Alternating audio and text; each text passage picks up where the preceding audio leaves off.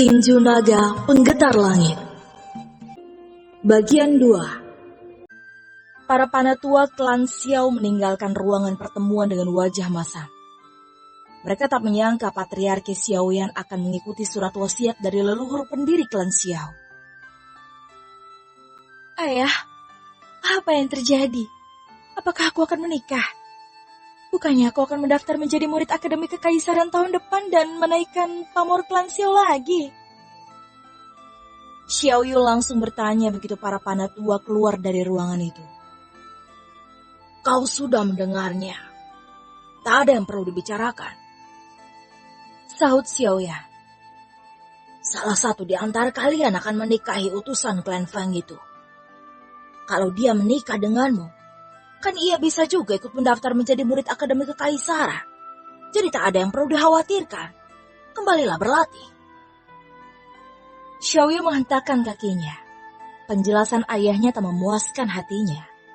Namun ia tak bisa berbuat apa-apa. Padahal ia takut nanti jodohnya itu adalah pria jelek, tak bisa berkultivasi atau cacat. Pikiran-pikiran aneh itu membuat Xiao Yu kesulitan berkultivasi dengan tenang. Kini tinggal Xiao Yan dan Xiao Long di sana. Keduanya saling berpandangan. Xiao Long menghela nafas panjang. Ia yakin yang datang nanti pasti laki-laki, karena tak mungkin wanita melakukan perjalanan panjang dari utara. Aku akan kembali ke Akademi Kekaisaran. Tak ada lagi yang perlu dibicarakan di sini. Xiao Long beranjak dari tempat duduknya. Carikan informasi mengenai pangeran atau klan besar yang cocok untuk UR.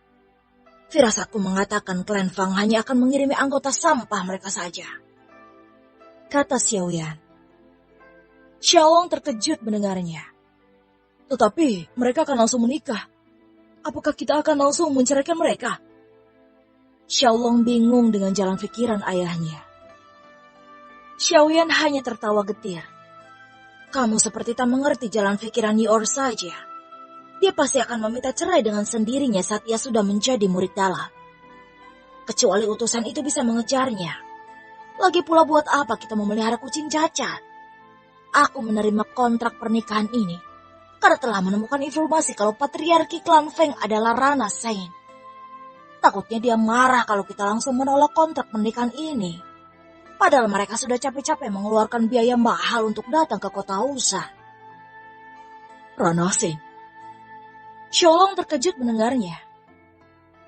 Patriarki klan Guan saja, hanya ranah alam utusan dewa sudah membuatnya menjadi pemimpin kota Husan. Ini patriarki klan Feng yang setara dengan guru pelataran luar Akademi Kekaisaran.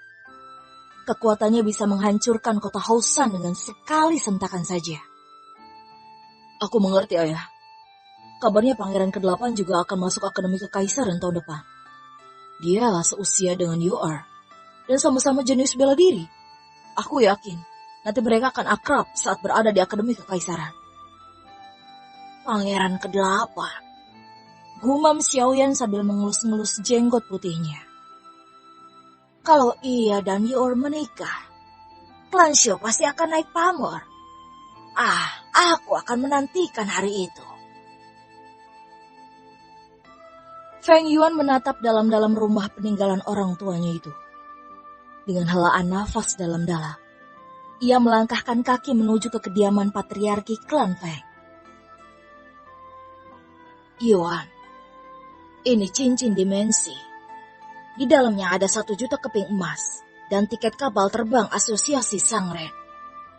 Baik-baik di sana. Jangan terlalu menonjolkan kemampuan aslimu.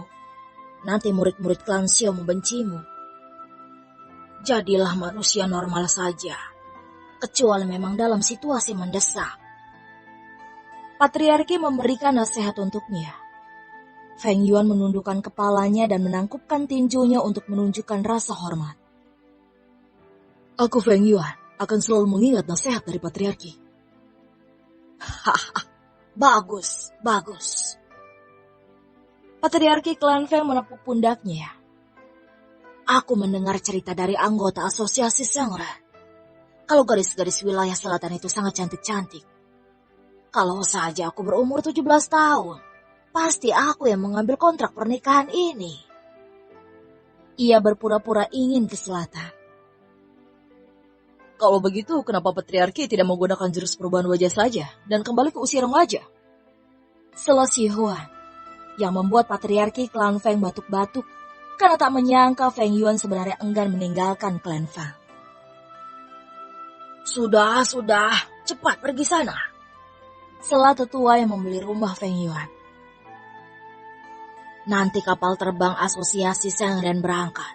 Asal kau tahu, harga tiket ke selatan itu 100.000 keping emas.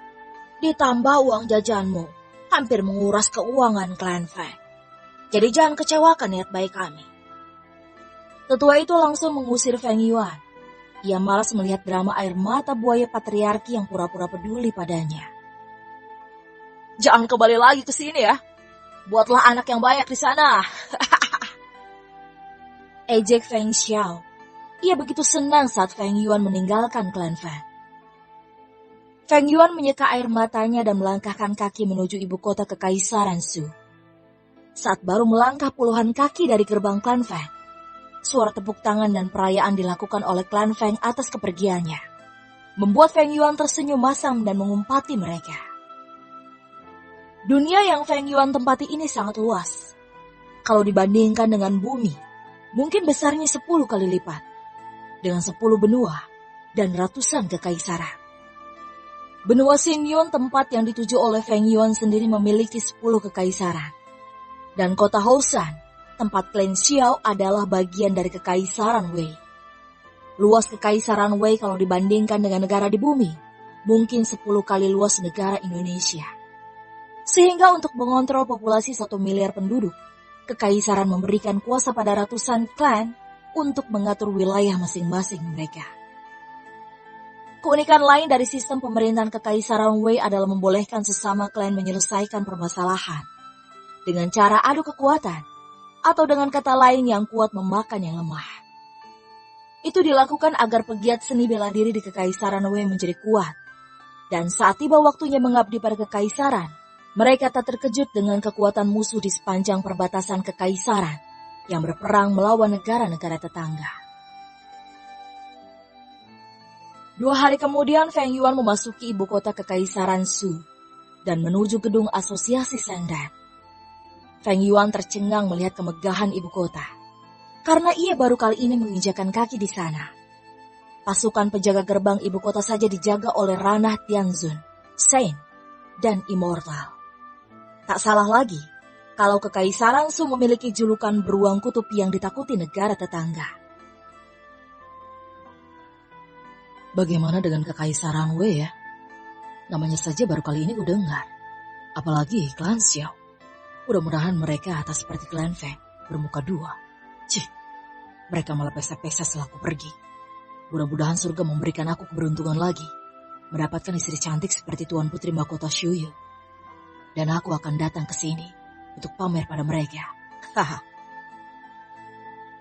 Feng Yuan tertawa terkekeh, membuat orang yang lalu lalang di dekatnya keheranan. Apalagi ia mengenakan kostum yang aneh, dengan topi caping dan penutup wajah. Mereka mengira wajah Feng Yuan jelek dan penuh dengan bekas luka, mengingat kultivasinya cuma ranah penempatan tubuh Huang saja. Setelah bertanya pada beberapa petugas keamanan, akhirnya Feng Yuan tiba di depan gedung asosiasi Shengren yang cukup megah. Mungkin hanya istana kekaisaran saja yang bisa mengimbangi kemegahan gedung asosiasi Shengren.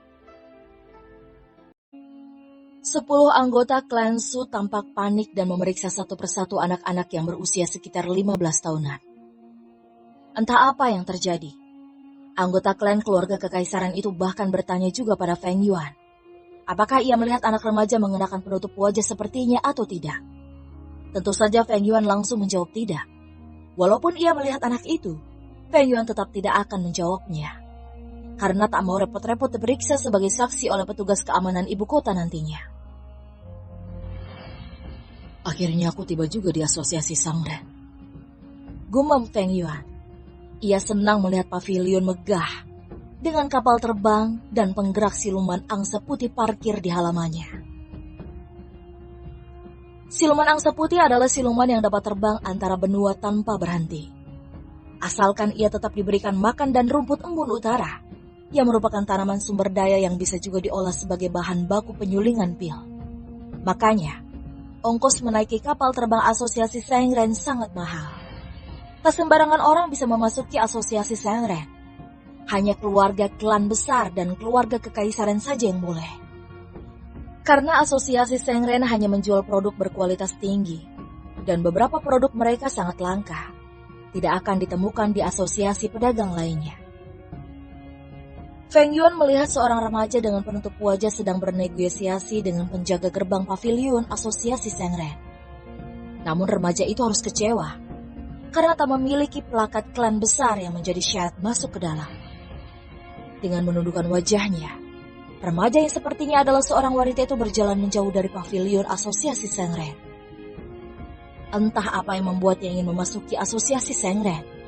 Tetapi firasat Feng Yuan mengatakan gadis remaja itu ingin menjual sesuatu atau membeli pil tingkat tinggi untuk mengobati orang terkasihnya.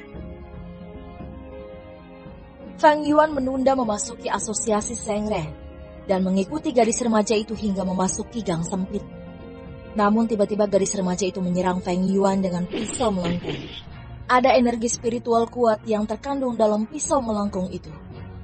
Feng Yuan terkejut dan mundur beberapa langkah. Ranah penempaan tubuh tahap Suan. Feng Yuan menebak ranah kultivasi bela dirinya. Tidak buruk, melihat kamu masih muda. Apalagi roh bela dirimu adalah Phoenix.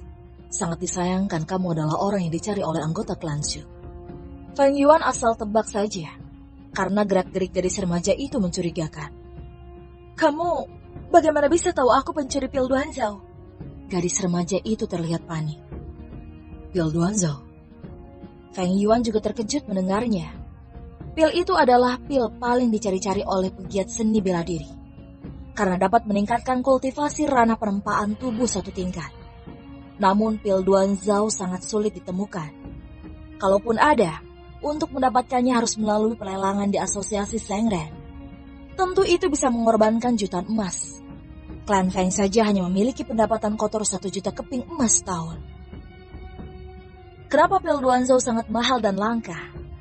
Itu karena bahan-bahan yang dibutuhkan untuk menyulingnya adalah sumber daya langka dan berumur jutaan tahun. Tiba-tiba ide gila terlintas di benak Feng Yuan. Kalau pil Duanzhao dijadikan sebagai mahar pernikahannya, maka klan Seo akan bangga dengannya, karena dapat membuat kultivasi calon istrinya naik 1 tingkat. Bayangkan saja, berkultivasi secara normal butuh waktu panjang dan juga biaya tinggi membeli pil itu. Di dunia tempat Feng Yuan ini, saat bayi lahir ia sudah otomatis memiliki kultivasi di ranah penempaan tubuh tahap Huang.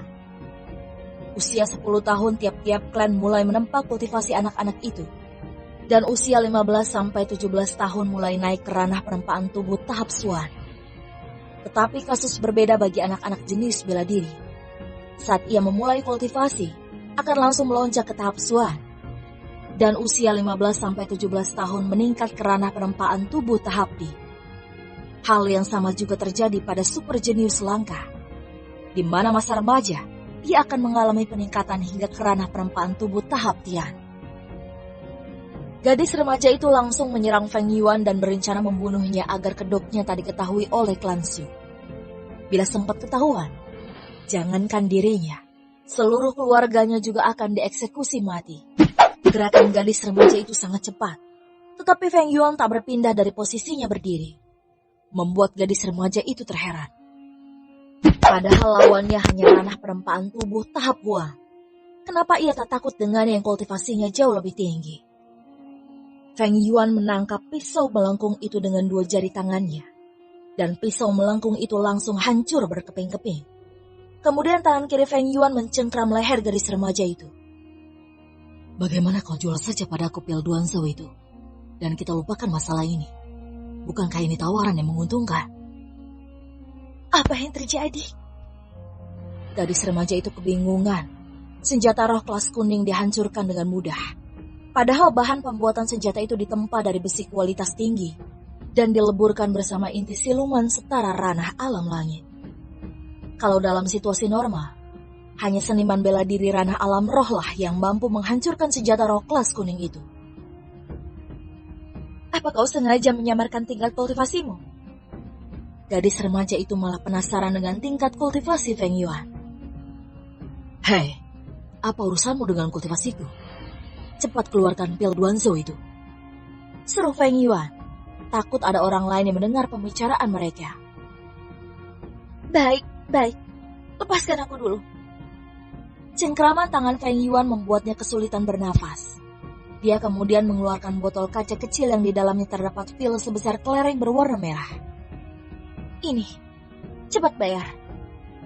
Dia takut Feng Yuan menipunya. Kau bawa kantong? Tanya Feng Yuan. Tak mungkin gadis itu membawa kepingan emas dengan tangan terbuka. Itu akan mengundang perhatian pelaku kriminal. Gadis kecil itu memberikan kantong penyimpanan, yaitu dompet dari kulit siluman, tetapi tidak memiliki fungsi seperti cincin dimensi. Feng Yuan membayangkan kantong penyimpanan itu penuh dengan kepingan emas, dan juga 1000 keping emas telah terisi penuh. Sayang sekali, kantong penyimpanan gadis remaja itu terlalu kecil, dan hanya bisa menampung segitu saja. Ini. Feng Yuan menyerahkan kembali kantong penyimpanan itu. Hati-hati di jalan, jangan sampai dirampas penjahat. Ia memberikan peringatan, karena 1 keping emas saja setara dengan 1000 perak. Dan upah minimum regional di ibu kota Kekaisaran Shu adalah 5 keping emas, atau setara dengan 5000 keping perak. Tangan gadis remaja itu gemetaran memegangnya. Ia tak menyangka akan mendapatkan uang sebanyak itu. Feng Yuan menyangka gadis itu merasa kepingan emas yang ia berikan terlalu sedikit. Memang sedikit, karena harga asli dari pil Duanzhou minimal 1 juta keping emas. 1 kepalan keping emas muncul di tangannya. Ini, jangan terlalu rakus. Di mana kau taruh ini? Tanya Feng Yuan yang heran, karena tak ada kantong penyimpanan lain lagi milik gadis remaja itu. Terima kasih Tuan Muda, sahut gadis remaja itu sambil memasukkan kepingan emas itu ke dalam pakaian yang menahan gunung kembarannya. Feng Yuan melalakan mata, hidungnya langsung mimisan. Untung saja ia pria baik-baik dan langsung berbalik badan kembali ke pavilion asosiasi Sangran. Gadis itu memandangi punggung Feng Yuan. Ia sebenarnya ingin menanyakan namanya, namun tak jadi. Lebih baik ia memikirkan cara kabur dari negeri ini, karena sebentar lagi Putri Suyu akan menyadari siapa yang telah mencuri pil Duanzhou miliknya, karena ia tak muncul lagi sebagai pelayannya. Bersambung.